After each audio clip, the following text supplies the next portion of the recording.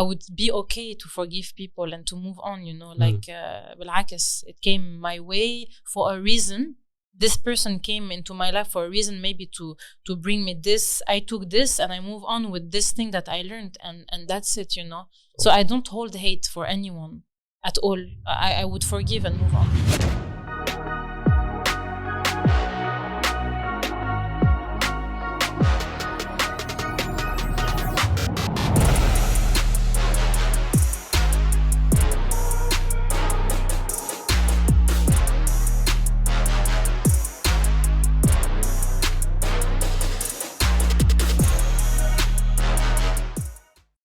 Welcome back to the last episode of Higher Take. This season, بس مش last episode ever.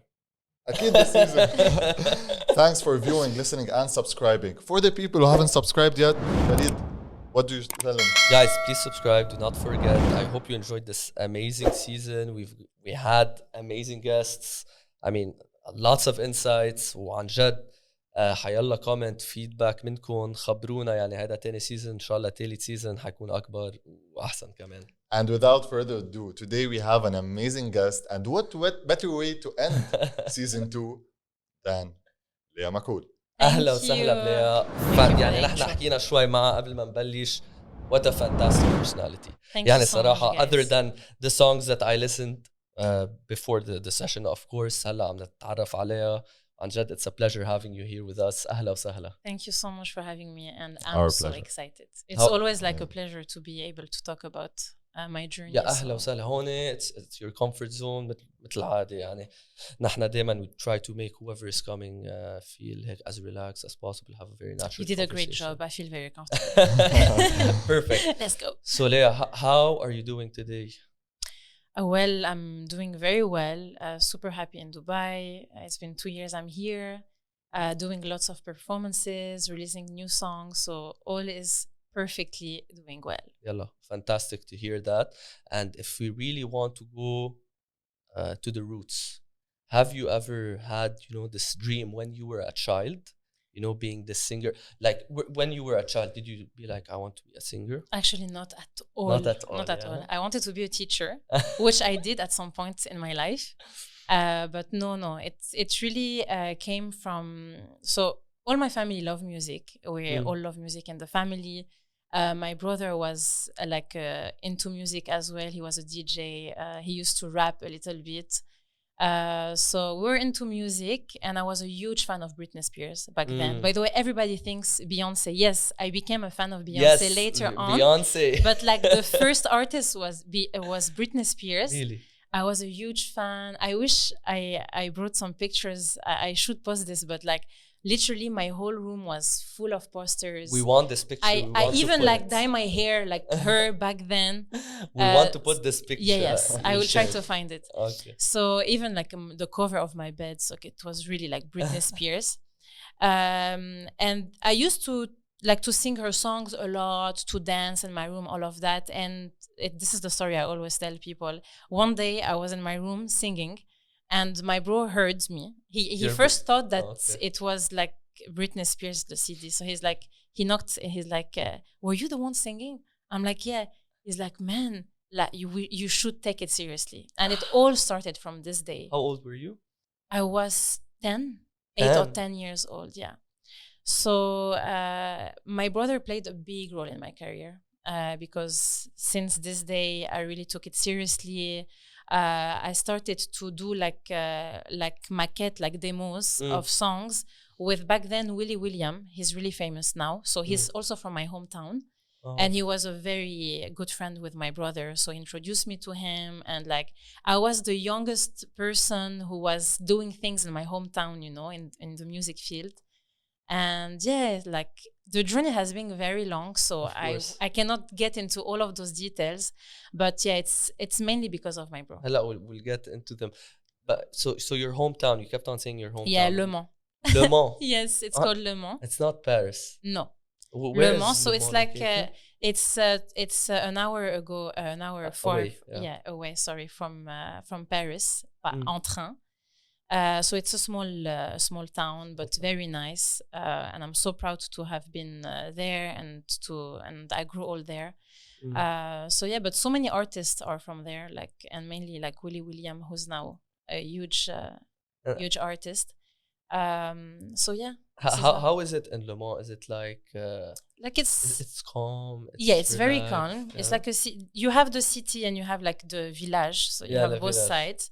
Yeah. But very, very calm, very calm. Like I don't know if I miss it right now because Now like you're in it was Dubai. good at a certain time of my life, because when I was young, of course, it was so cool and all of that. Now I feel if I want to go back then, it will maybe if I have a family and if I would just want to relax, I would go Maybe there. at a later stage. It's not like it doesn't move a lot, like for the young people.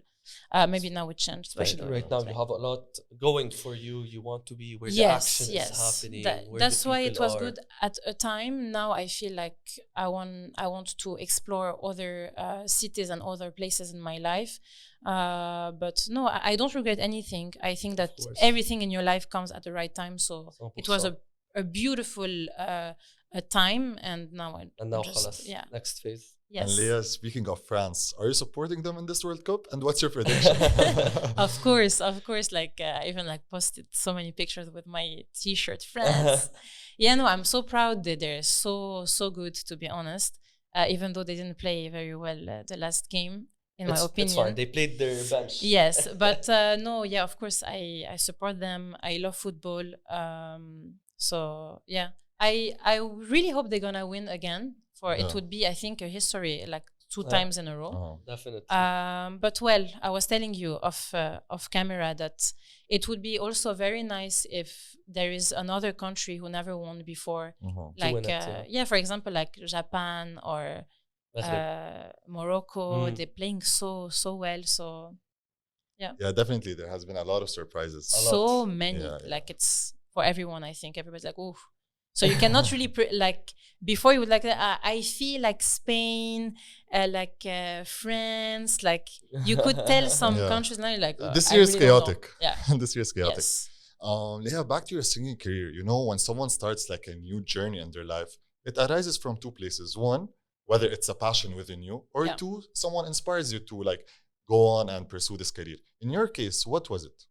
I think it was both, because like I was saying, when my brother first like pushed me to take it seriously, so he was like my mentor, if I would say. Like he was always supporting me like every step of the way, and I think it's so important. Like I was so blessed, and I'm so blessed today again because he's here and he doesn't miss any of my performances.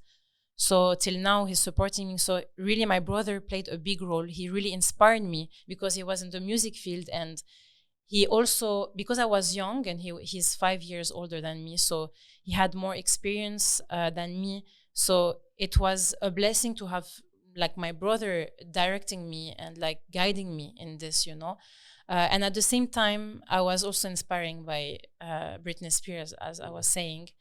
So I guess it was. And it became a passion. I think I learned naturally. It became like, oh, yeah, well, maybe I should take this serious. It was hard, but I think, it became a passion at some point. It wasn't at first, as I was saying, I wanted to be a teacher, so it has nothing to do with it. But I think I learned to really love it naturally. It became just like in my blood. Like, I think it's the most important thing to have someone from your bloodline helping you and believing in you, like from such a small age. Now, so from a personal level, it was mainly your brother. He was like your anchor.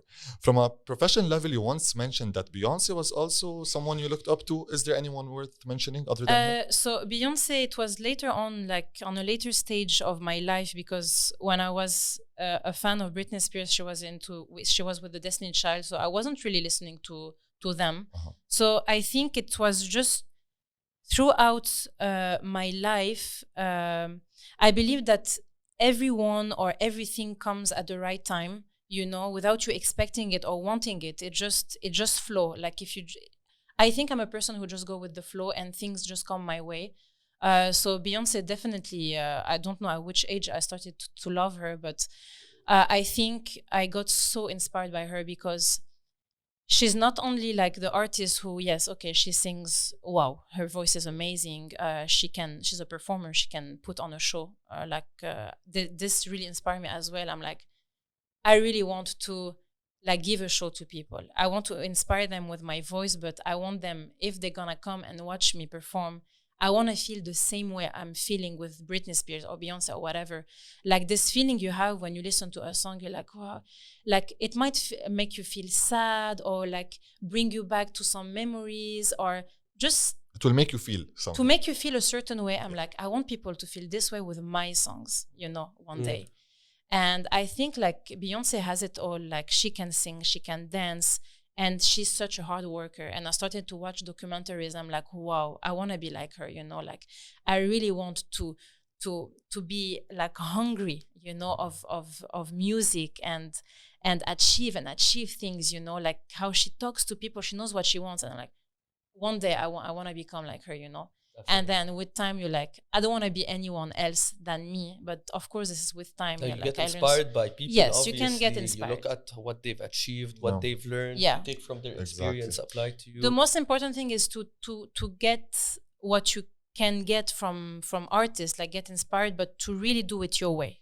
This is the hardest, by the way, because you can really quickly copy people. Yeah, I wanted to say, like, Lea, you mentioned like a very important point, and that is that you try to take what Beyonce provides to the people, or whatever Britney Spears provides to the people, and convert this energy to your audience, rather than like sitting and saying, oh, I can never be like her, or oh, I don't have the capabilities, tools, resources, assets to be like her. No, I want to look at her, I want to learn from her, learn from the best, at least if you think she's the best, and convert this energy.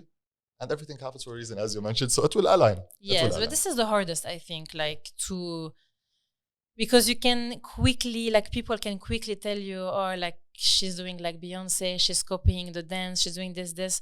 So it's really, and I think it's through the experience and through the years that you can do that. When you're 10, you just copy, like here, like I was on my bed and just copying Beyonce or Britney Spears or whatever. So the hardest, I think, is just to take things and try to add your own touch. Always. Yeah. And that's very important, to look up to people. I mean, at the end of the day, it's important that are looking to people above you, what they've accomplished. وبعدين انت بترجع بتطبع حالك بالطريقه اللي بدك اياها. Yes.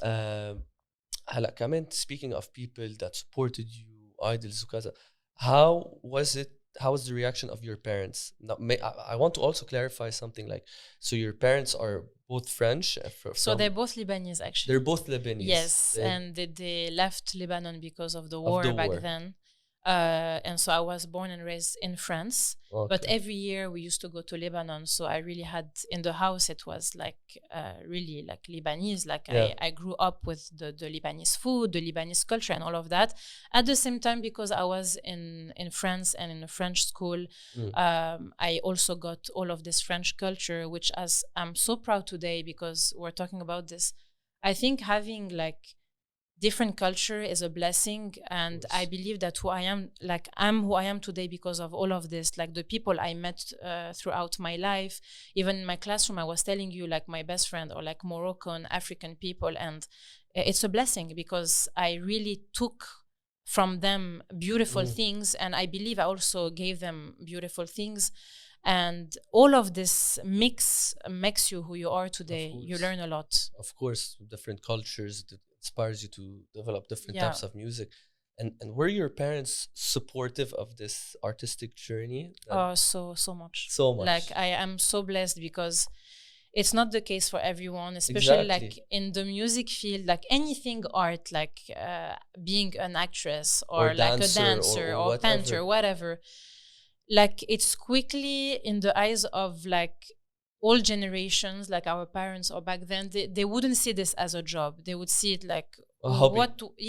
A hobby, or like you cannot live from this. Like what do you mean? Yeah, like no.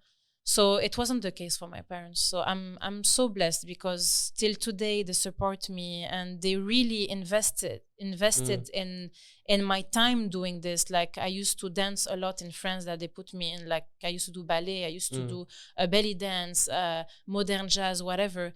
And like my parents and my brother really, really invested their time and effort and love also, And I think it's really important, because I don't think I would be where I am today without them, because they always help me to stay in the same direction, like mentally and all of that, because you can quickly like lose it. You know, so I believe that I kept my feet on the ground, thanks to them, and it's so important. No, of course, يعني the role of your parents and brother, very it's crucial to keep you going, keep you pushing, and they're your emotional backbone, you know, because there's a lot of ups and downs. Yes, but the fact that they were in France, you know, maybe because they, you know, they left the war, they lived in France, and they were exposed to the different culture. Would you say this may be a reason why they were, you know, supportive of this artistic journey? Because as you said, I know many Arabs potentially now it's getting better, inshallah. Yeah, we're more open-minded now. And now they're more open-minded, but like still you find some people that some parents that find it difficult to understand, you know, their kids following an artistic journey in whatever domain it is. So I think them being in France helped in that. Actually, I never asked them. I would love to know really if this maybe was a reason, but maybe yes. The fact that they were in a European country and seeing maybe all of those other people being in the art field, and for them it was normal, you know. Like I believe in Europe, it's maybe a little bit more normal to want to follow, like I don't know, the actor journey or dancer or whatever. So maybe, but I believe also their personality. My parents are really like, whatever is gonna make her happy every day of her life, I want her to do that. And I believe everyone should do that, actually. Like today, it's one of my blessings to wake up in the morning and I do what I love. I'm not hating on my life, like, oh my God, I have to go to my job that I don't like, the colleagues, I'm gonna see my colleagues that I don't like, you know. And I understand that it can be hard for some people. Not everyone has this chance to live to follow their passion or to live their dream. But I think that it should be for everyone, to be honest. Even if you might not do as much money as maybe a 9-to-5 job, but what's more important, your health and be happy, or to have lots of money but be unhappy? Exactly. I feel like it's a choice at the end of the day. It's a choice, and some people are afraid of taking risk. Like they were like, because it can be scary to just, you're like, what, I'm gonna just be a dancer and like not have the stability, because unless some people are looking for stability, they like their routine. I wake up in the morning, I go to my job at 9, I finish at 5, I work out or whatever, I do my hobby or whatever, and that's it. They're happy this way. But I was always this kind of person who wants to. You had this fire in you, and you still have this fire. I'm so hungry like I have so much love for music. It's not even normal. Like I just want to do it every day of my life. But it's a difficult journey, though. It's really difficult. It's extremely hard. It's very hard. It's very hard. Of course, we can highlight the dream and how nice it is, but it is very difficult. Sometimes lonely, sometimes I've been through like a very dark phase, and like oh my God, God knows, yani, how many times I cried and I felt crushed. Like it's, if you don't have the support and the strength from the people you're surrounded by, or like even you first, because I believe you have to love yourself first to be able to lift you up. But it can be very quickly like dangerous if you don't have the right guidance. Yes. Lea, you mentioned at 10 years of age, you performed in a nightclub. Yeah, 12 actually. I was 12. Sorry, 12. It's fine. But 10, 12. I still don't understand how were you at 12 and you performed. To be honest, what is this nightclub? Okay, so they bring a 12-year-old girl. They bring a 12-year-old girl. Okay, so first of all, I was far from the audience, so nothing happened. So it was not like I was in the middle of the audience. No, I had the stage, but so again, it's all thanks to my brother, because he had so many contacts, and it was like back then you could actually count the people who were known in the town, you know, because so it wasn't in the town, yes, it was in Le Mans. So because music back then was not like today. Today you have artists everywhere, like literally, like it's like artists are all around, you know. It's something that halas. But back then you could count like, oh, this person is a DJ, he's so famous, or this person can sing, I know her, oh, this is a great dancer. So we knew each other, you know. So thanks to my brother's contact, so I don't know if it was through William. I don't remember exactly, to be honest. But they had like a night where they were bringing talents, and they were actually so proud to say, so she's from Le Mans, from our hometown, and she's only 12 years old, and she can sing, da da da. Okay, back then I thought I was killing it, but like if I see the video, it's horrible, I'm sure. But I want to see the video. I don't know if I have something, but so it happened this way through contacts, and just invited me, and I had a stage. I was far from the audience. But yeah, it was late. Like I think I performed at 12. For me, it was late, you know, at 12 years old. But yeah, no, it happened like this. It was a beautiful experience. I really remember it. Like I really actually visualize it and remember it. And I think actually from this day, because it was my first performance ever, and I was so nervous, like so stressed. I remember even when I was singing, I couldn't control my mouth. Like I was so stressed that I was not singing like... I wasn't. You were 12. It's good you did it. It's good you even went through this experience. You have to go through this, you know, to understand life and what you want, what you don't want. I shouldn't do that. I should do this more later. So, yeah, it was amazing. Lea, I'm very curious, but before I tell you what I'm curious about, I really want to shout out to your brother because, like, yeah, Saraha, you mentioned him. Yeah, you mentioned him so many times, and like, I respect this kind of men. I want to say, Ninou, merci Ninou. Yeah, shout out Ninou. Yeah. So now I want to tell you what I'm curious about. 12 years old, on a stage, in a nightclub. How did your career grow from this moment? So as I was telling you, it's been like a hell of a ride, to be honest. A very long journey. I'm today 31, so I've been in the music industry for more than 20 years now. Wow. Yeah. So many things came my way, and again, I'm gonna mention my bro again because he's the one who helped me and had all the contacts, and he was so hungry as well. He was believing in me so much that he was knocking on all the doors, labels, and look at my sister, she's only 12 and she can dance, she can sing, and blah blah. He was like believing in me so much. So from this performance to then, I did like a small EP with William. He actually produced it, and I was singing. I did lots of performances in my hometown, and it was just a mix of performances and releasing song online. So it was not never like physical CDs or whatever. It was just online things and performances right in here, doing a little bit of TV in Paris, radios, all of that. So, and then I got my first contract in a label with Matt Pokora, actually, back then, when he first started. And I was the youngest artist in the label. But, you know, it was very hard back then because they were focusing on one artist in their label. So, for example, let's say we were 10. They were focusing, for example, on Matt Pokora because he was the light, like he was the artist back then. So I never really had the chance to be able to explore more back then. So it was always hard. So I would say that my career really like took how can I say, like accelerated. Yes, after Star Academy. After Star Academy. Yes. Which is very interesting because that was my second question. So you mentioned so many things happened in your career, but one highlight that you actually happened to be in is Star Academy. Yeah. And you managed to end up second place. Was this like the official kickstart to your career? Yeah. I would definitely think that. So all of this happened, of course, like performances, radios, blah, blah, blah. But like Star Academy, and I was always against, by the way, doing TVs or like, I was always like, you need to achieve things by yourself and your sweat and all of that.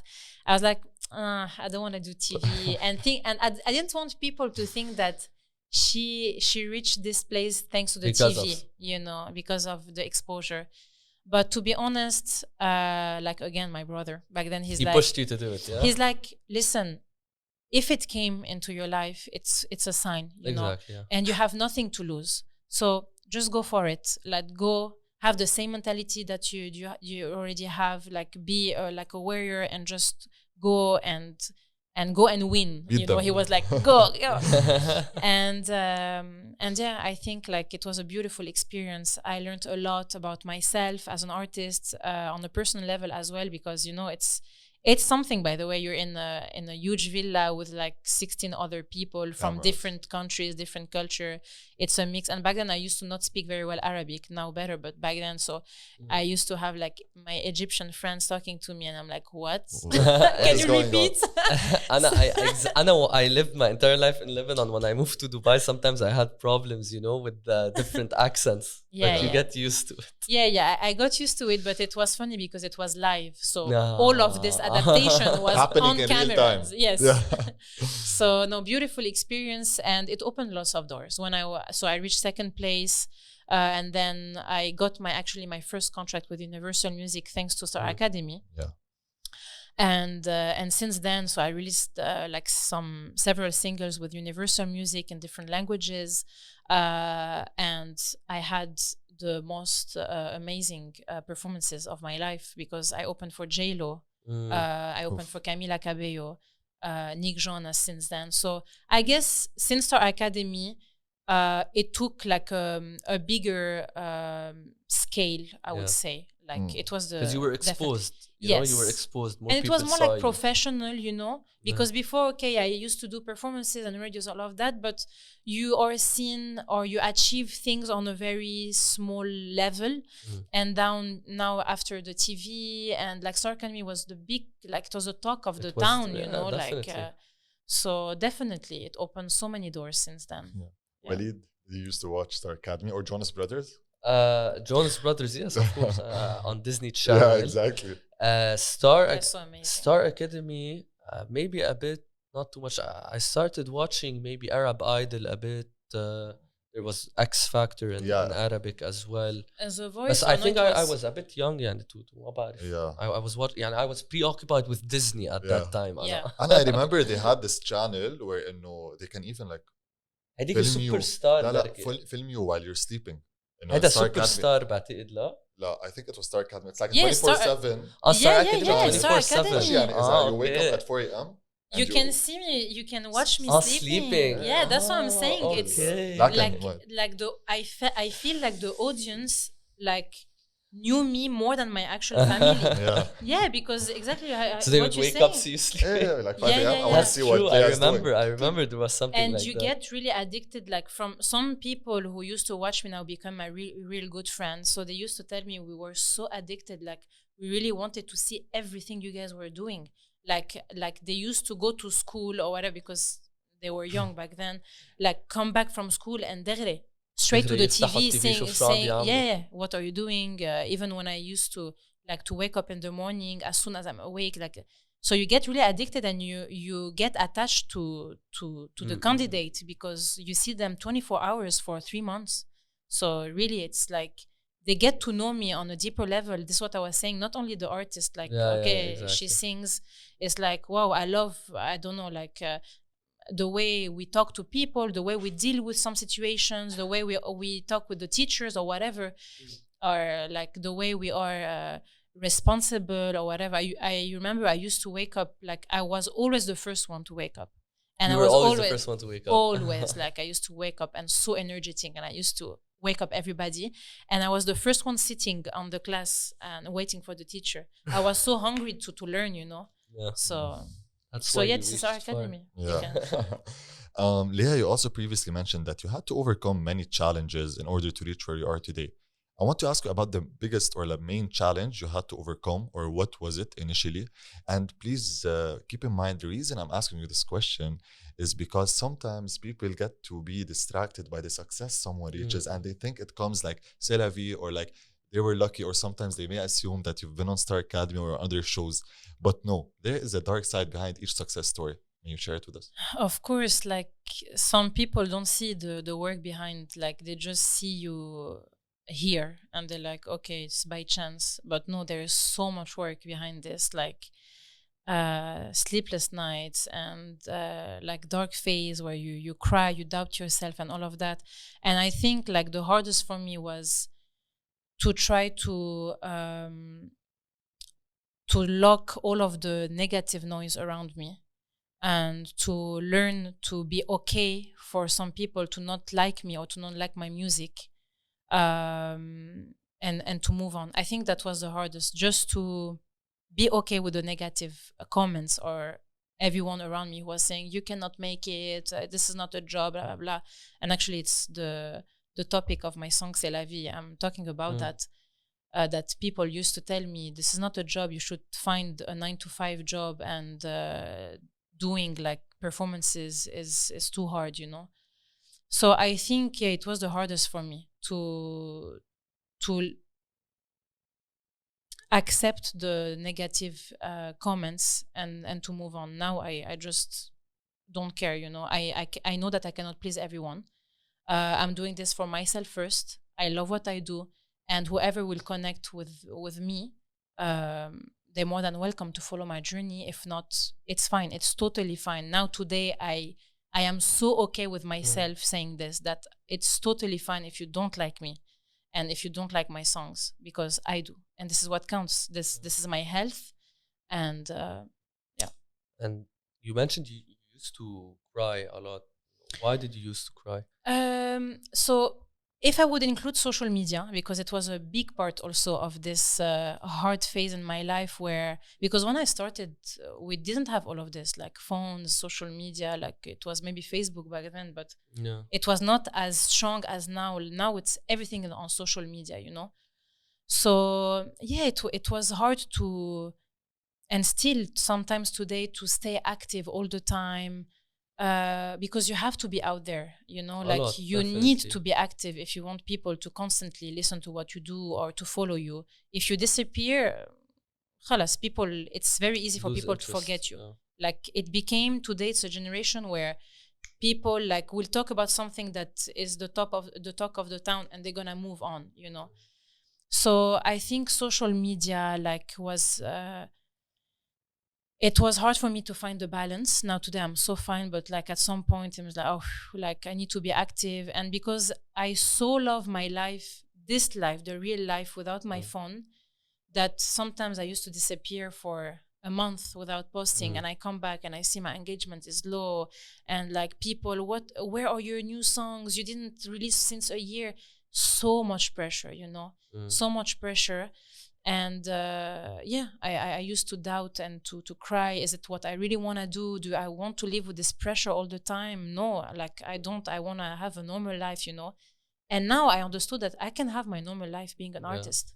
It's just finding the balance, you know. But, and social media, maybe you received hate messages or something. Yeah, of course. I used to actually read and to go through all of my comments on YouTube, on Instagram, on Facebook, something that I don't do anymore.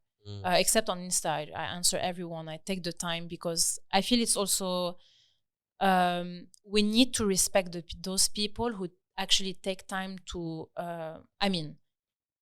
Without those people, I wouldn't be where I am as well. Okay, my work, but those people are pushing me or listening to my song. This is those people who are lifting me up as well. So I think it's so important to give them back this love. You know, I cannot ignore those people. So So I used to go through my comments, and when I used to see negative comments, this is why I used to cry sometimes and doubt myself. Because of these negative comments? Yeah, it used to affect me a lot. Yeah. Now I am so okay. I reach a point mentally and physically where I am so okay with myself. But were there certain type of comments that really got to you, or was it لأنه كان في كتير comments ما حلوين أو كان في قصص معينة? Some things, you know, when for example you already doubt about something about yourself and someone is actually mentioning it, and you're like, oh, I already feel this way about me, but someone actually writing it, so so maybe it means that it's true. So and it's so easy to get affected, you know, and one comment and a second one and a third one. It can be anything, I don't know, for example, why are you singing from your nose? Tu chantes nasal, for example. Or I don't know, I don't have any example. Or the way you dressed, or this song is totally bad, or whatever, you know. You doubt. But this is when I was young, and when you're young, it's so easy to play with your mind. And this is where having my family and my brother helped me a lot. But yeah, you can be affected. Now today I am so fine. I worked so hard on myself. I read a lot about self-development, and I think it's so important as an artist to be so healthy and so okay with yourself, like to love yourself first, to be able to give and to inspire people. If you're not okay, people will feel it, and you cannot even give advice to people, you know. But today I found my peace, and I'm so fine today. It's good to hear you overcame it. You know, you had very close people next to you. Yeah. But also something that might be difficult and potentially went through, you know, having to handle maybe some situation that came up from your personal life. For example, you mentioned the death of your grandma, you know, 5 years ago, and also balancing with that the hate messages, combining them together, and it must have been difficult time. Yeah, you go through a lot, you know, like life is not, but I mean, it's all about perspective again. I believe that we all have our different map of the world. Like the way I see things might be different to you, might be different to you. So it really depends where you see yourself and all of that. But life is like, you have to accept that things will come your way. You have to be okay that, and you have to get ready. I think that today I am so ready that if anything comes my way, I would be strong enough. And I worked on this, you know. But before, I don't think I was strong enough. And that's why I was affected and crying. And every 5 months, I doubt myself again. I'm like, why do I go through this again, you know? I want to reach a point when I don't cry anymore, when I'm strong, when I can stand on my feet and be okay with who I am.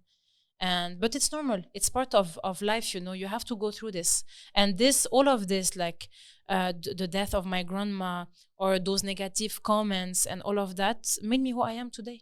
And I'm so thankful that all of this happened, because or else I wouldn't be strong and I wouldn't be who I am today. That's amazing and very inspiring, you know, to hear you've been through all of this.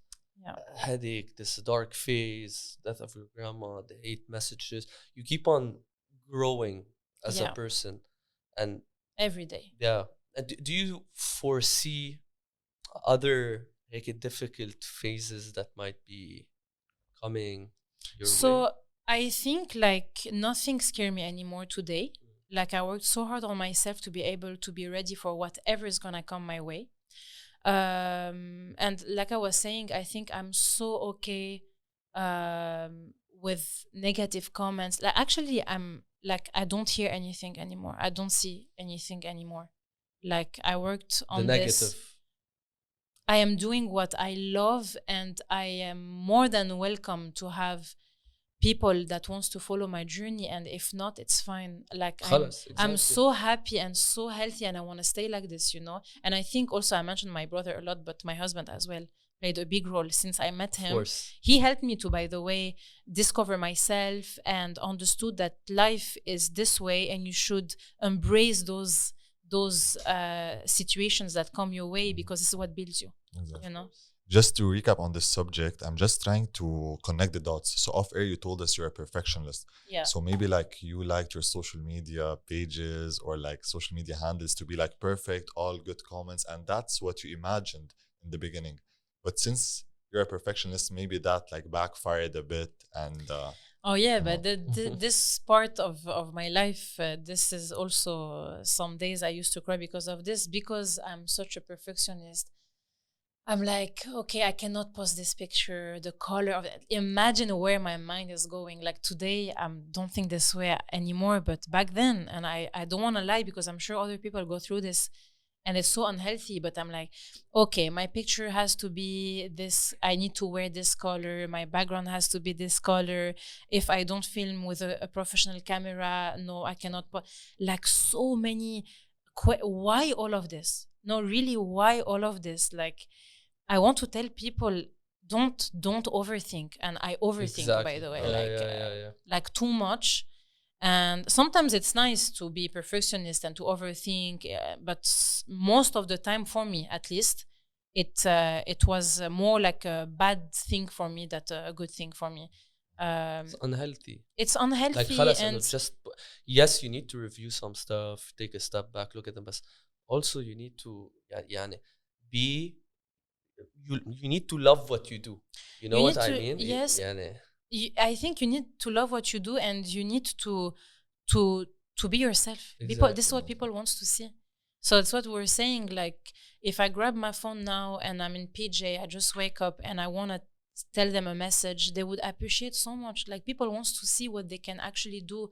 They want to, like, to see the reflection of themselves as well, you know, like. It all comes back to authenticity. Like, it's the main anchor of our conversation. Totally. Whatever we do, if you're authentic, you can deal with it better and you can get better results. And if you're not, well, I think it's all about the balance again. Social media is a beautiful platform.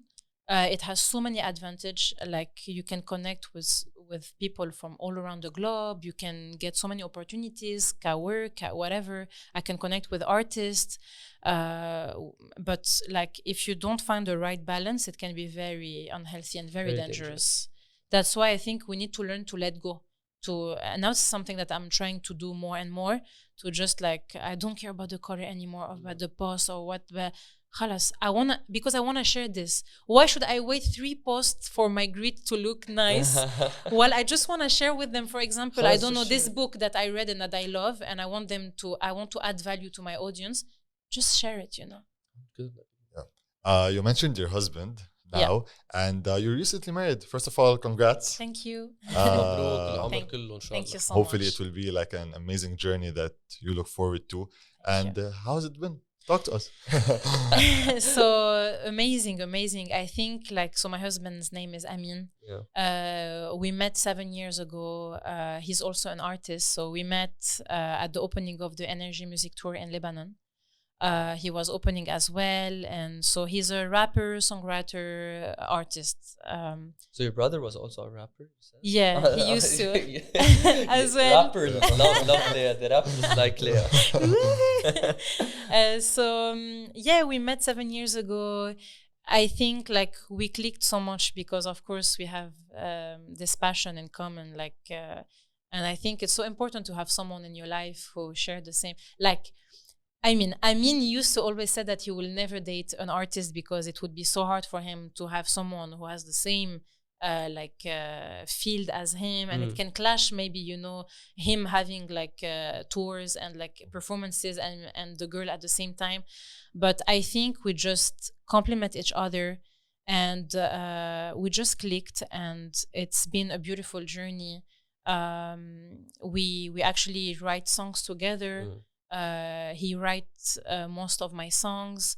I help him also with his projects. And other than the music industry and this passion bring us together, I think Amin is really the person who really helped me to develop myself on a personal level.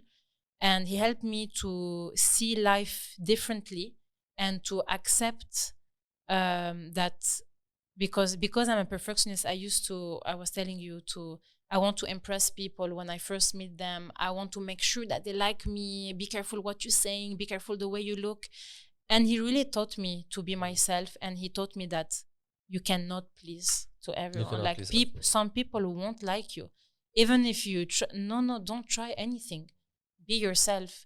And thanks to him, like, I'm so blessed to have him in my life because I feel so healthy thanks to him. Like, really, it's deeper than the music. Yes, okay, we share the same music and it's been beautiful. But I think that the thing that really changed my life, having him in my life, is the self-development to be more healthy. And I feel like he shares the same characteristics as your brother. Yeah. Yes, definitely. And they're in a way the same because they're so like hungry of achieving things in life. They're hard workers. I mean, the three of us, we are a little bit the same, you know, when it comes to just create and achieve things in life. We always want to create things, you know, like we don't like to sit and to settle. No, we don't know how to do that. Like, want to grow. We want to inspire people with whatever we can do. And you mentioned you met him 7 years ago. So like you and Amin, you directly clicked and you became a couple. Like, you were not just friends before? No, or so we met and we dated for like a month. We started to get to know each other for a month, and then we were together. And was he your songwriter from then? So, no, I had a team before meeting him, and actually he was like, let me try to do something with you. Like he believed that he can do to add value to my work, Sorry. So when we first dated, he wrote my first song. I think it was I Got It. Yeah. I don't even know if it's still available on social media, on the platforms, but this is how it. So I had a team before, and then when I met him, he started to be like I don't imagine myself not doing music with him anymore. It just feels right, for me to work with him. Yeah, of course. We complement each other, so definitely, and it's very important to find the right partner, and that Oh yes, amazing that you did. But you mentioned something that he mentioned to you, that he didn't want to date and be with an artist because it might develop some clashes. Did that happen? Did clashes arise because of developing a song, performing a song?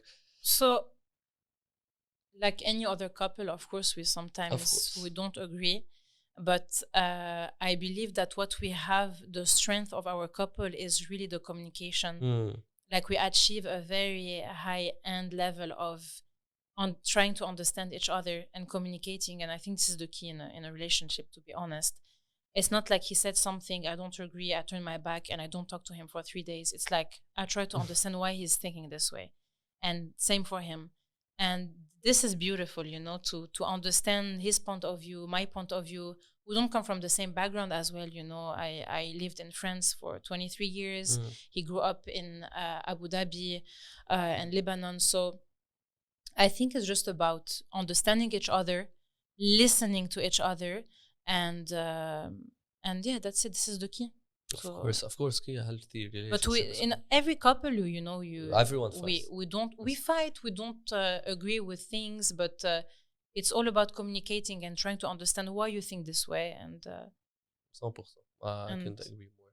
And hey, a question maybe that of an event maybe that happened before Amin, maybe during Amin, I don't know. Have you ever been like really hurt, like heartbroken, heartache, or something like that in your life? Yeah, of course. I've been hurt. Some like love stories or even friendship, like because I'm the kind of person who give a lot. Like when I love someone, I give more than I give to myself. Like I just give for this person. So of course sometimes you expect a lot and you get hurt. You fall very, very low. But today, again, because of my self-development, I try to not expect anything from anyone. I give, of course, lots of love and attention to the people I love, but I get ready for anything that can happen. But yeah, of course, I got very hurt. And if you want to write a letter to one of these people that hurt you in the past, what did you do to me? What would you say in that letter? What's something that you would include in that letter? No, actually, I wouldn't shout at him. I would say thank you. It would be it's a him. I would say thank you to them. It would be a thank you letter because I wouldn't imagine myself being who I am today. Again, this is what we're talking about. Because of everything that happened in my past, this is what made me who I am today. So no, if this and this wouldn't have happened, I wouldn't have understood who I am and what I want, what I don't want. So no, it would be a thank you. Thank you for coming through my life, for teaching me this, that I maybe, for example, that I don't want this kind of guy in my life, So I believe everything happens for a reason and everything built your personality. So it would be a thank you letter. I'm thankful for the people who came my way. Personality, and it shows that Amjad, you've learned there's no كيف بدي أقول منك معلقة منك بعدك مجروحة بالعكس تعلمتي وبنيتي عليهم I forgive, you know, like I now that I grew old, because you don't understand this when you're young, you know, you get hurt and you don't talk to the person. We have this. When you grow wiser, yes, خلاص, you understand that this is part of life, and now I would be okay to forgive people and to move on, you know, like بالعكس, it came my way for a reason. This person came into my life for a reason, maybe to bring me this. I took this and I move on with this thing that I learned, and that's it, you know. So I don't hold hate for anyone at all. I would forgive and move on. Definitely.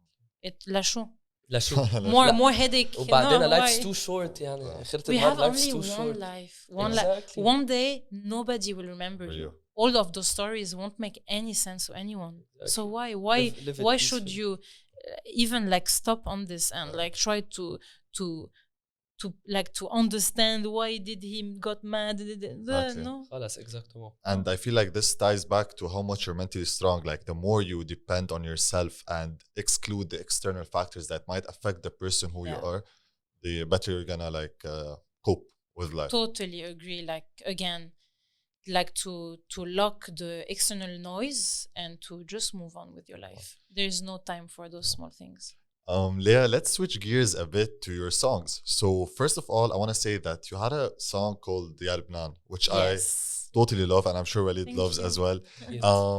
Ya Lebanon, do you miss Lebanon? To be honest, I miss Lebanon, but I don't miss it the way it is today. There's always a but.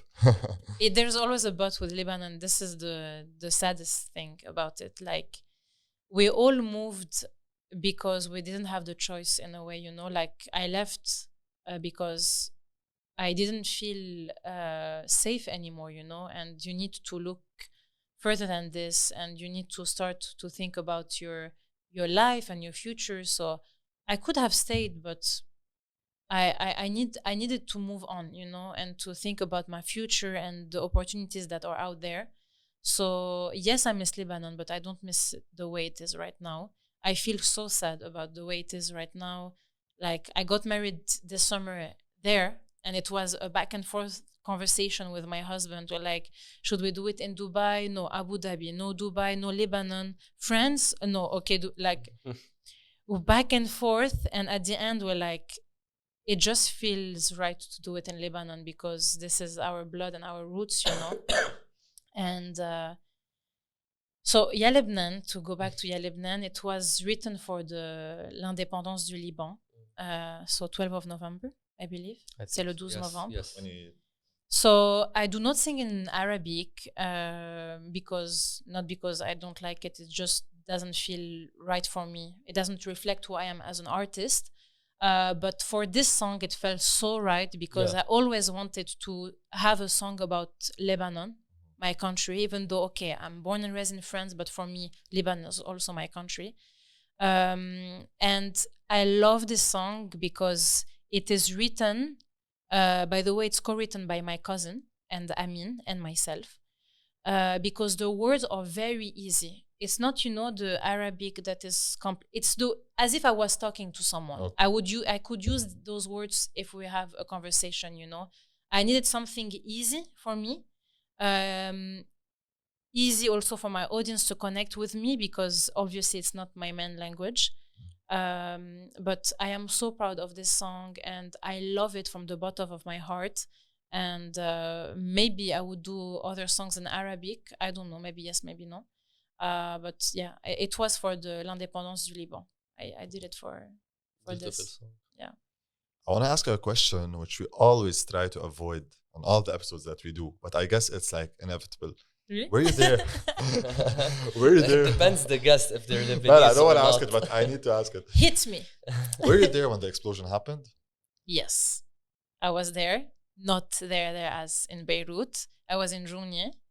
We're actually working on music with Amin, and like our dog started to bark before the explosion because, you know, dogs can feel it. Yeah, exactly. So and this is it's a pug. So our dog is a pug. She's a pug, And she's so lazy and she never barks, like never ever. So we found it so weird, like what's happening? Like, Mishka, are you okay? And then this like huge sound, like we just heard you heard the sound. Yeah. And I thought it was like under the house in Junia, imagine. So I cannot even imagine what happened there. But like, I'm like, oh my God, like I knew it's a bomb. I told my husband, like, something happened under the building. So we went outside and like everybody was on the balcony, you know, like everybody's watching it. Yeah. And then my husband thought it was an earthquake first because the whole building shaked, even in Junia, you know. So, and then like we got, after 2 seconds, so many messages from people outside the country and in the country. Are you guys safe? Where are you? Like, what happened, you know? So we turned on the TV and this is where we saw like the nightmare. I couldn't believe my eyes. Like, and I started to contact all of my friends that I know are in Beirut. And yeah, just to make sure that everybody's safe and all of that. But what a nightmare. Yeah. Were you guys there? Yeah. I was there. Where exactly? I was in Jneh. Okay. Yeah. We still felt it hard over there. Well, directly after the explosion, and one of my friends got cut. He lost lots of blood, so I had to take his mother to the hospital. So like I was right in the middle of the situation. I saw how the roads are. I saw how the hospital was. Oh my God! It was like a horror movie. Yeah, it's a very terrible experience to Lebanon. Yani we always like to ask about it, and we always like to keep it in the minds of people that this happened to us. We shouldn't forget about it. Of course, like, we shouldn't forget that the people that are in power right now are the ones who did this to us, and hopefully, inshallah, we can see a change sometime. I hope so, because we really deserve, like, all Lebanese deserve a normal life, you know, like a safe life, a clean life, or just, you know, our rights, like any other country. Like, I feel terrible sometimes. I feel guilty sometimes to be here, you know, and like as if I left like my family and friends there, like living this way, and I'm just here. It's horrible. It's horrible. I don't have any words. Like definitely. And like, it's very weird, but at the same time, like eye-opening how you were in Juni and you felt like it was in the building. I was in Beirut and I felt it was in the building. Some people were even far. Some in Cyprus. They felt it was very weird. It was very like but as Walid mentioned, hopefully everything will get better. And since we always hope for Lebanon to get better, if it ever gets better, you said that you would go back to Lebanon. Yeah. When are you expecting this change to happen? Can someone answer this question? I wish I can answer that. Like, I really have no clue. It might be 5 years, maybe 10 years, maybe 2 years. I don't know. But again, like we were saying off camera, will it be back the way we knew Lebanon? I don't know. I don't know it's going to go back to this, the way, like, because Lebanon always had a little bit of problem, you know, in a way, but we were all living our lives and enjoying as much as we could.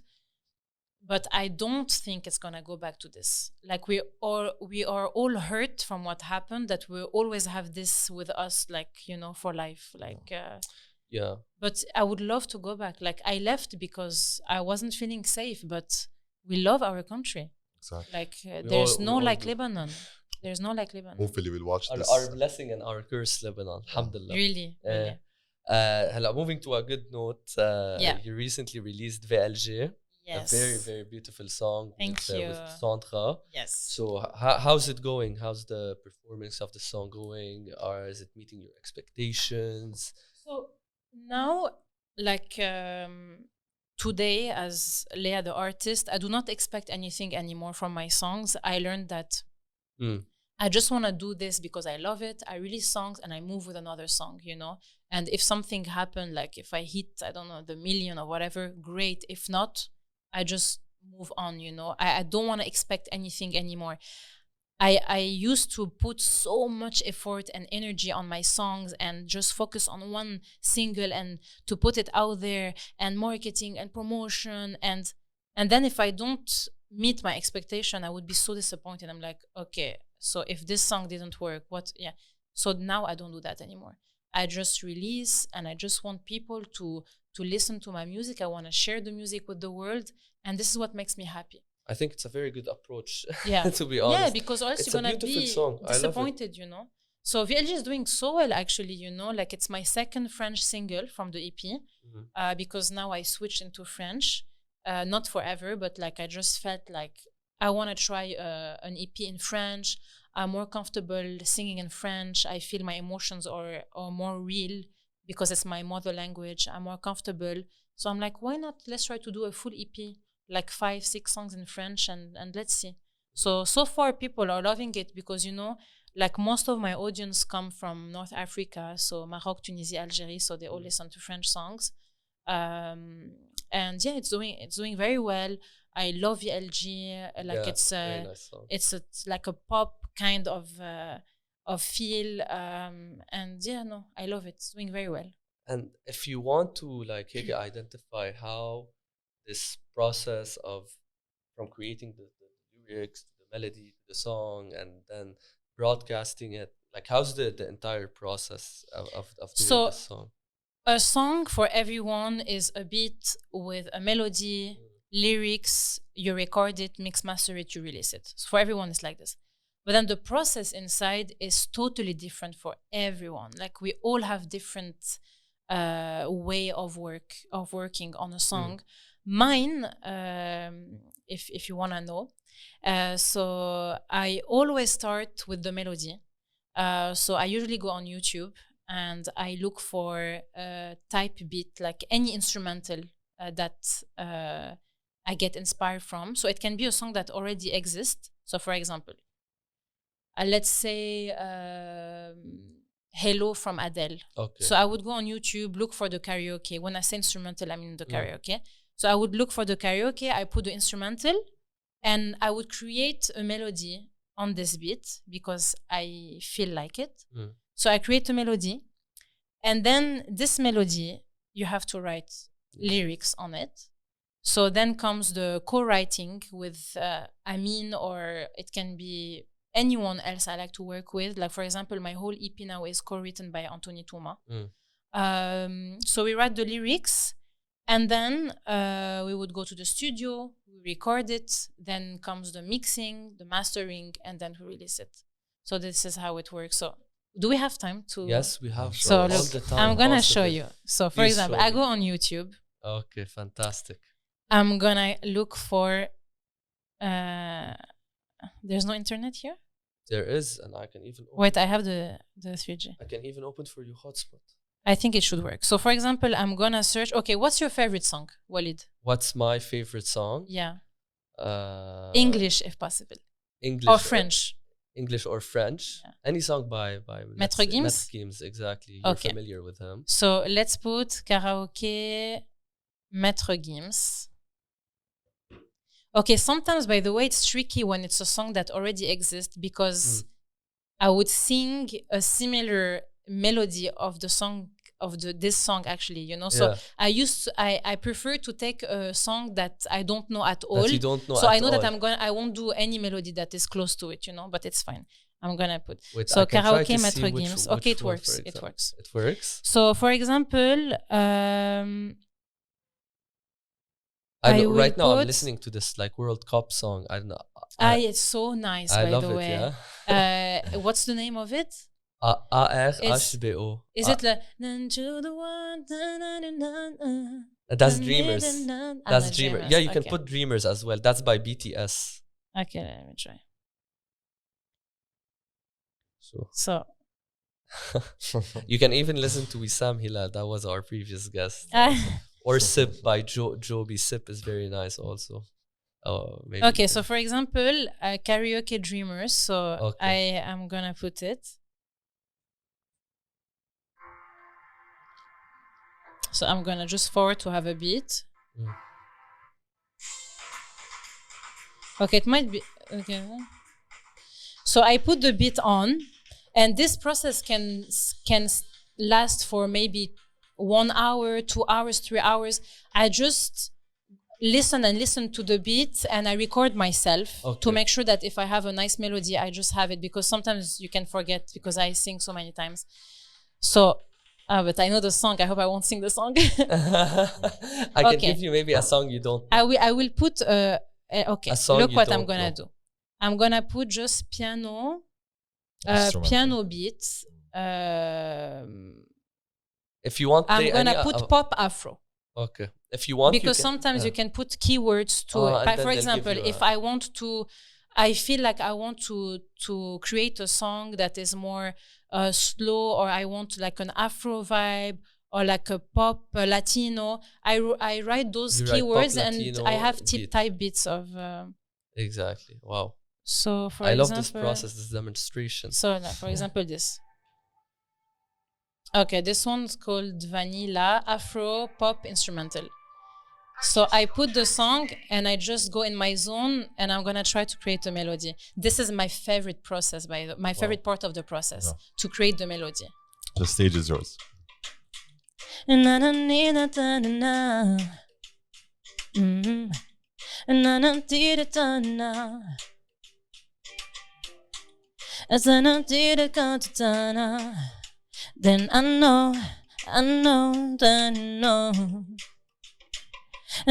did it up and nothing fun. And I don't did it da. So this would be the verse. And I don't did it da. Then I know that it done. Pre-chorus. And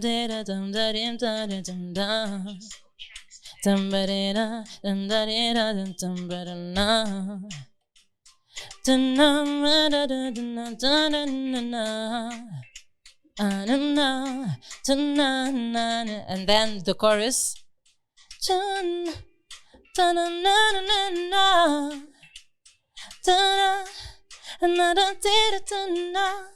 So, par exemple. So this is an example. I love it. That's so creative. This is so like there. I super love it. I super love it. So this is what I do. I just put a beat, and I would do this over and over and over for hours. And actually, I do this with Amin because we complete each other. He's so good at doing melodies as well. So we do this together, and we record ourselves, because, like, for example, now I would forget what I just did, and sometimes it can be the melody, It was a nice melody, to be honest. Actually, it was. I'd listen to this again. So we would do this, Amin and myself. So, by the way, we call this because people think that a songwriter is only the person who writes the lyrics. But you can be a songwriter top liner. So top liner is the person who does the melody. So I'm actually also a songwriter because I do the top line of the song. And I also participate of the process of the lyrics, even though I don't write lyrics properly. But if I feel like I want to say this word, like let's use, I want to be with you, I want to dance with you, whatever. So we just do this as a team. And I love to work with different people because I want what's best for the song. And I believe when you have several brains, it's better to have different ideas, from people. So of course. Yeah. So we do the melody, and then we would sit and write words, because now I was doing ta-da-ti-da-ta-da-ta. So for example, then the lyrics would be, I wanna be with you tonight. That's I guess we're cooking a song today. They're like, I guess coming we're so cooking easy. a song. I swear, guys, I didn't practice it. What is she gonna say? say? It was live. So we would put words on this melody, and then you work on the lyrics. If you feel like some words are not easy to sing, or they don't really are easy on the ear, we try to work on very catchy melodies and catchy lyrics for people. So once we have the full lyrics, we go to the studio, we record. But before recording, because this song is not mine, the instrumental. So some instrumental on YouTube, you can actually buy them. So if I like it and I write all my melody and all my lyrics, I can just buy it and my song is done, But sometimes I cannot buy the song. So I would go, and you have the music producer who has to do a new instrumental on my melody. Is it confusing or no? So this he would redo this. For me too. It's not confusing. On the contrary, you said it in a very structured way, which is good. So then you record, you have all the vocals, and then you do the mix and mastering. So mix and mastering is when you put all the vocals at the same level for people to be able to hear it on your phone. It has to sound the same on your phone or on your in the car, in a nightclub. So it has to be the same level. And then you just release it with a distribution label. So for me, it's Universal Music. It can be independent labels for people. And yeah, this is pretty it. What an amazing deal. Yeah. Thank you takes for time all the process. Oh no, thank you. It's the first time actually. I always wanted to film this for people to see the process of how I create songs, because I think people just see the song, the result, and like Lea was in the studio and she sang a song, but they don't actually know the process behind it. That I actually participate to the whole creation of it. I love it.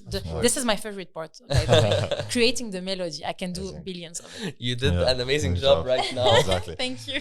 Lea, obviously, your podcast presence is fantastic, but what's even more fantastic is your stage presence. Oh, it's amazing. Can you walk us through what you need? What are the tools in order to achieve this amazing stage presence?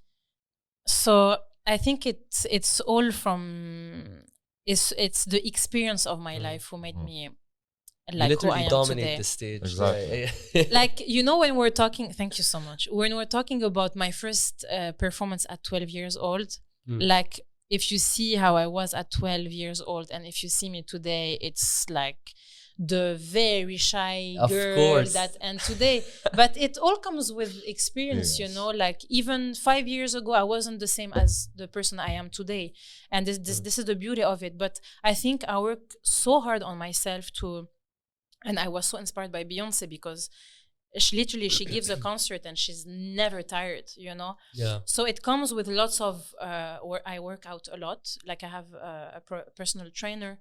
It's very important to stay active, to be healthy, to just like to move your body. I cannot sleep all day, all night, or else I couldn't do that. Like, yeah, you sing and you dance at the same time. Yes, I'm sure it's like... I work out a lot. If I do 5 minutes of what she does, I'm like, break, sorry guys, I need to take a break. No, it's lots of work. Like I work out a lot. I practice my dance a lot. I love it. It's part of me as well. But yeah, actually, now that we're talking about this, yesterday I was it was actually an advice from Hadi. What was his last name in Star Academy? And Star Academy. He was coming to brief us on the live.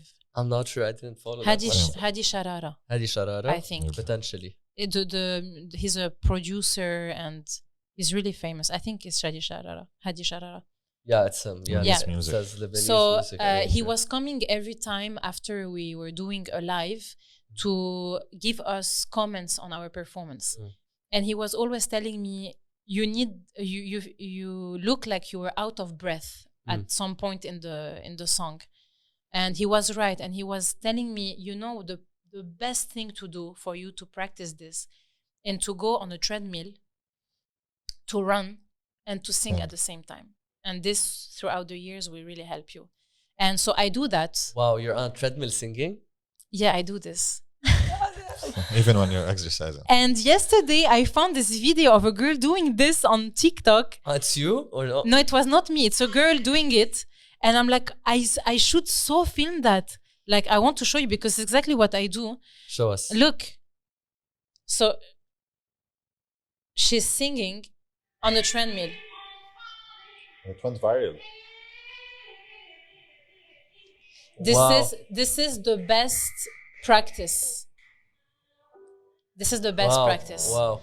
So working out and singing at the same time, because this is what's happening on stage. Like on stage, I'm constantly moving right and left and jumping and going down and moving and dancing. So this is the best practice for me. And yeah. Definitely, it's hectic. But it requires lots of work, like, you know. Like. Do you still get stressed before going into stage, or it's now more of like excitement? And like, if there was one time that maybe your first performance that you did where you got a lot of stress, and like, how do you cope with it every time you go on stage? So I believe that there is always stress, even today. Stress. Like, it's the good stress, you know, but it lasts way less than before. Like, before, it's like before and while I'm on stage, the first song, I'm still stressed. Now it's like 2 seconds before I go up on stage. But now, you know, I have my thing where if I have dancer, we have like our happy dance, like to just relieve the stress, and like, guys, let's just have fun and all of that, you know. So, and if I'm alone, I just like have breathing exercise. I just breathe, I close my eyes. I like to have my own time before I go up on stage, just to focus, to remember that this is what I love doing, that there's no reason to stress, that I won't even maybe see those people again in my life. So why should I stress? And yeah, no, it's of course you always have a little bit of stress, and it's good to have stress. If you don't stress, there's a small problem, you know. I'm confident, but not that much. But yeah, no, it's a good stress. Lea, you mentioned that you know, you found your talent. Your brother, let's say, he knew you were talented.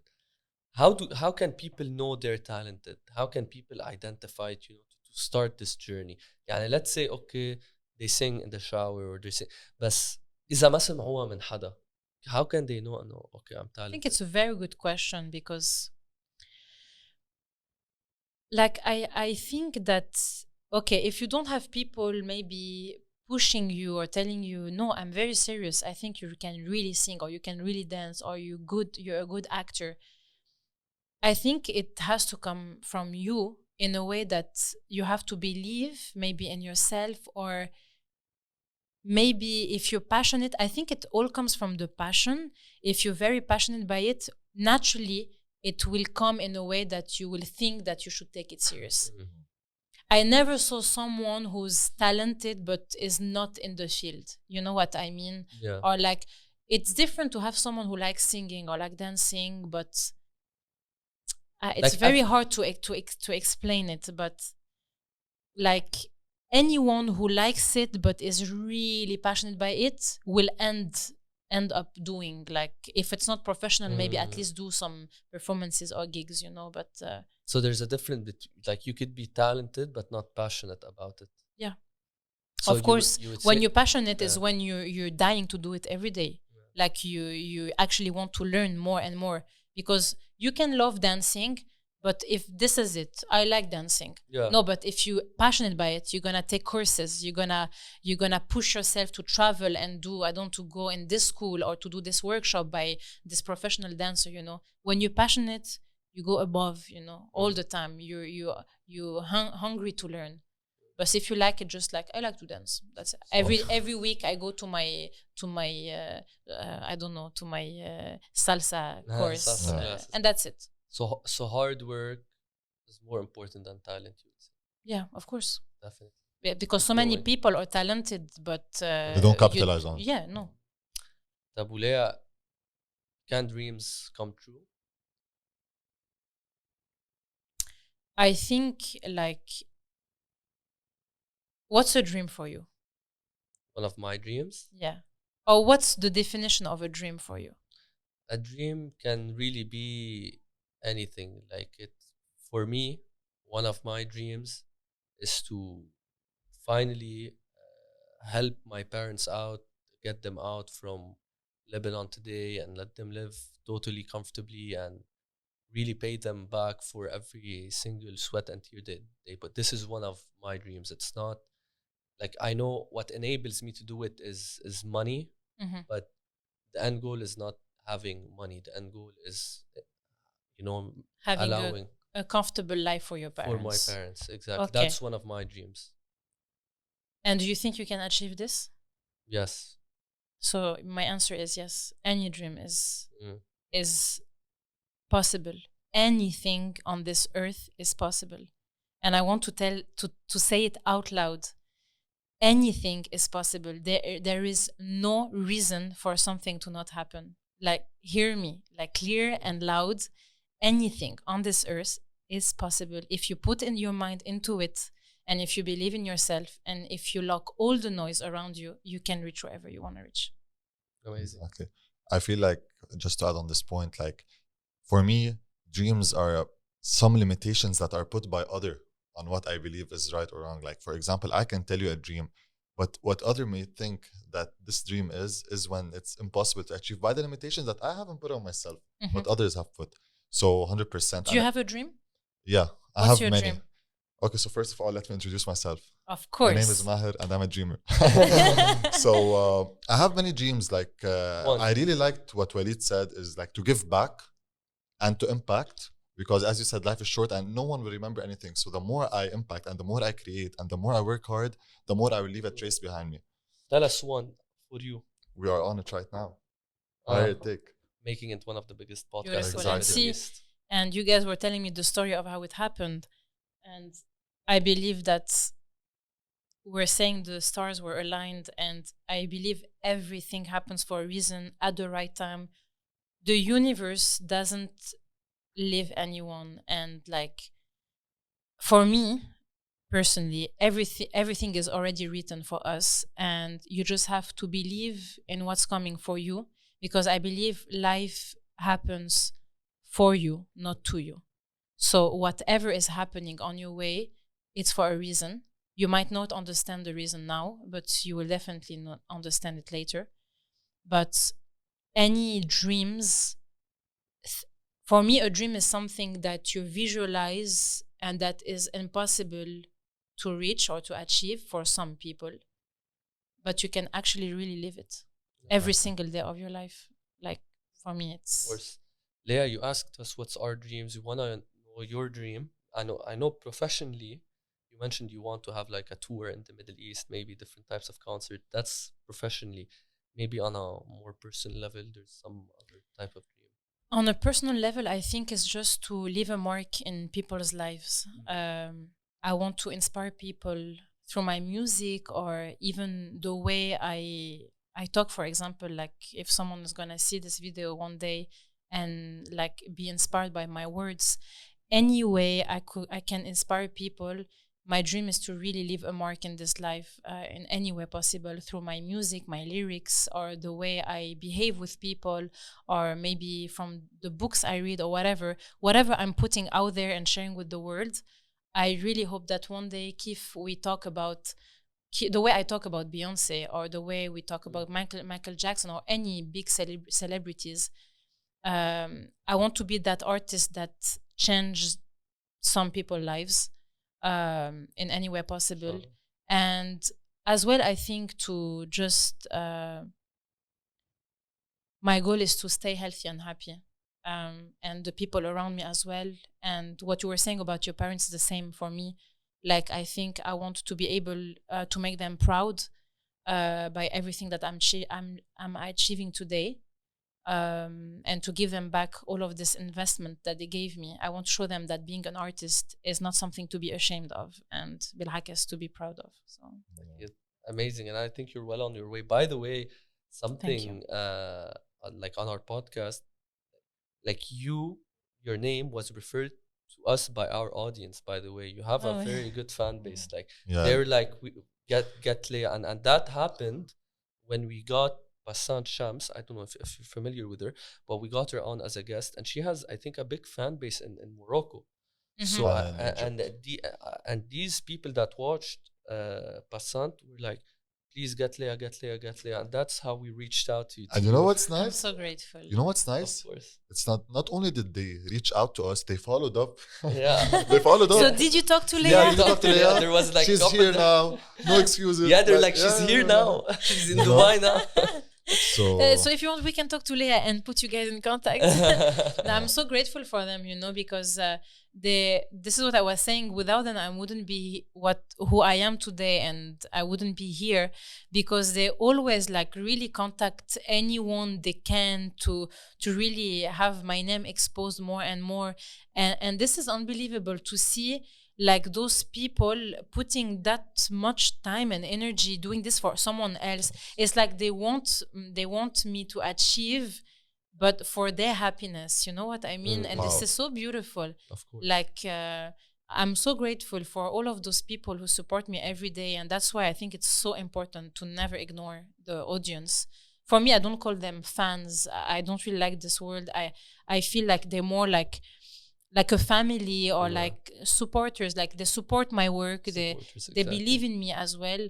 And this is the most beautiful gift that can be given to an artist, to be honest. Like, definitely. Yeah. And Lea, on the other hand, what are some advice you would give to upcoming artists that want to achieve something close to you? So everything we talked about, first I would say to be okay to have people not liking what you do. You have to be ready for that, because some people won't click with pop music or Afro music or rock music or whatever. To lock all the negative noise, the external surrounded noise that you can have around the comments or the people not believing in you, and to believe in you. And to be okay mentally as well. It's so important. If you're not good, nothing can happen anyways. You cannot create. But to be healthy and to make sure that you're doing this for you. Be happy doing what you love and believe in yourself. If you believe in yourself, there is no barriers possible. Nothing will come your way. Like amazing. Nothing. You will be unstoppable. Couldn't agree more. One last thing I want you to highlight maybe.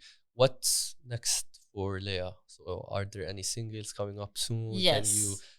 Can you announce anything here? So I'm working on my EP, as I was telling you. It's almost done actually. So I think I'm still checking the dates, but my next single will be released in Jan. When you say EP, is album? So EP, it's a shorter version of album. So it's like smaller. You have like, some people release 3 songs, 4 songs, 5 songs. They can go up to 6. But usually it's 5, 6. Okay. Album is more like 12, 14, whatever. Okay. So, but for me, there's no rules. I mean, there's no rules, yeah. Okay, so when's the EP gonna? So the next single, I'm gonna release a solo song, I think in January. And then the full EP, and then maybe another song I like to release every 2 months. So, but I still checking the dates. But the full EP, I guess, beginning of next summer, maybe. Beginning of next summer, which will include the 2 singles that you're gonna release before. Yeah. Okay. But I always I never have a proper plan. It's I just go with the feeling. Exactly. Yeah. Like I'm like this. We wish you the best of luck. Thank you so much. Amazing. We still have one segment, which is like a trivia type of segment, like general questions. Okay. They should be easy. I'm gonna put a timer. Okay, so I'm gonna ask you. Okay, I'm gonna ask you questions. I'm gonna give 12 seconds. What? How many questions in 12 seconds? No. Like each question is 12 seconds. Okay. Okay, but I'm gonna close my eyes. No, you can close your eyes if you want. You have to name stuff. Okay. That's the game. So the first one, after I say the question, I'm gonna click start. So name 5 countries that start with a letter N. N. N.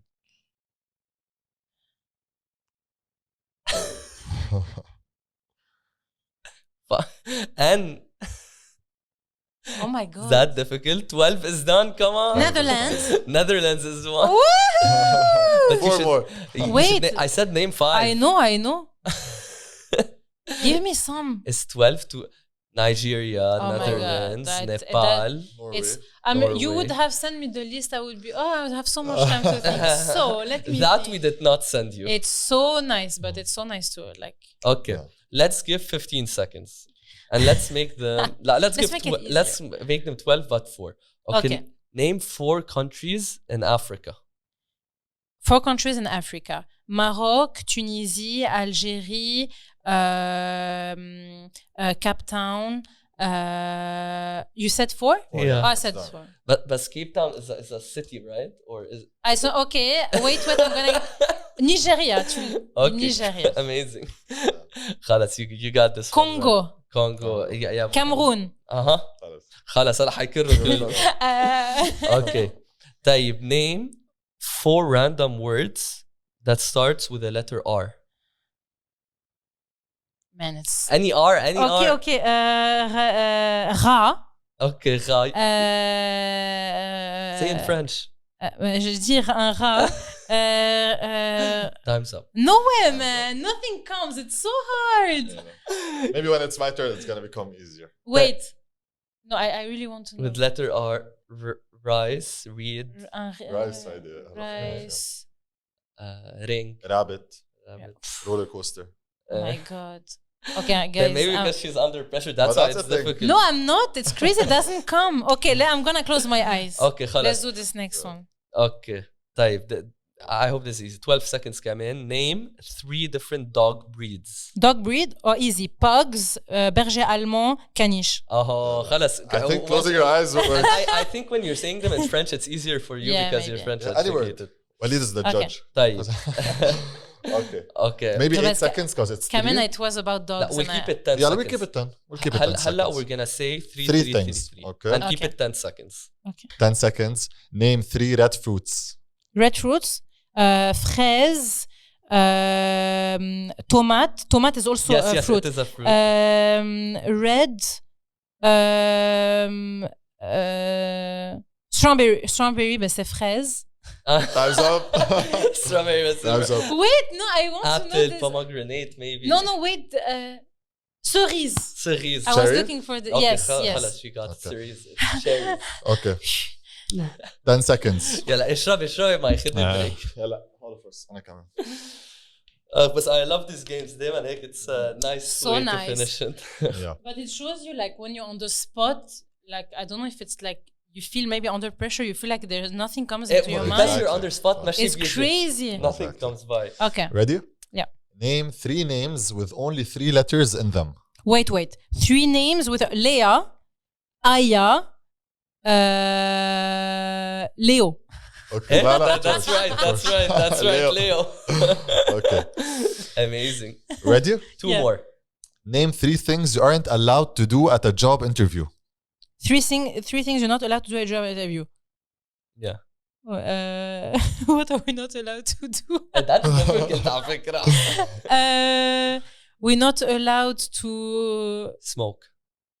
smoke, to lie wear a certain way maybe, Yeah. and to swear. Okay. Yeah. That's so hard. It is hard. Last question, Leah. Ready? Name 3 animals that start with the letter D. Dauphin, un dalmatien, un doc. اوكي. French English.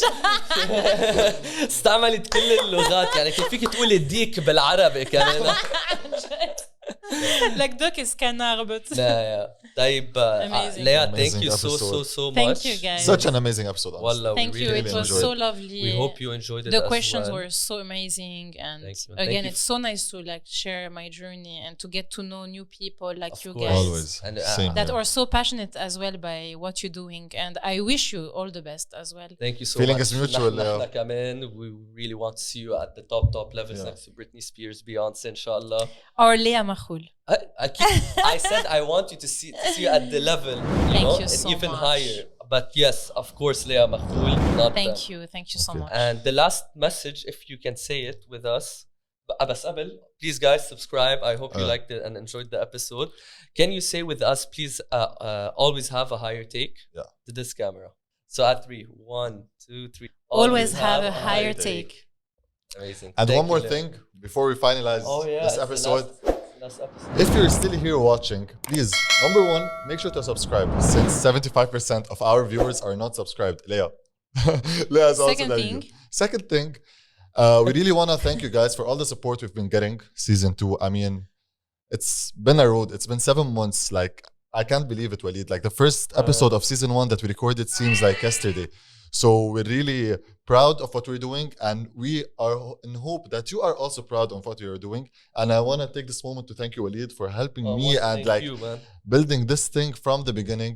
It's been such a pleasure. Walid, I will leave the floor for you now so you can like just summarize. I know we're going to have season 3, episode 1, where we're going to Of course. summarize season 2, but just like sentence or two, whatever you want to say it. If I want to just say a couple things on my mind, I really want to thank everyone who supported us thus far and who really was not an obstacle in this journey, because many people were like, okay, what are you doing? What are you building? you know, there's some people that stayed next to us, pushed us, supported us, and to those people I want to say I love you guys a lot from the bottom of my heart, and I hope you are enjoying every episode that you're watching, because we're really putting lots of work into it, and that's our passion, and that's ultimately what we want you guys to follow, your passion. So we hope we mirror that to you guys, and really thank you a lot. We can't wait for the season 3 is gonna be much bigger. And thank you, Lea, for and one more thing, I want to thank Vishai and Tariq, our team, for making this possible. The guys behind the camera. Without you guys, nothing would have been possible. Also, the guys behind all the the scene have credits. done amazing work. So thank you very much. Guys. Season 3, stay tuned. Thank you guys. Lea, merci beaucoup. Thank you for today. It was fantastic. Thank you.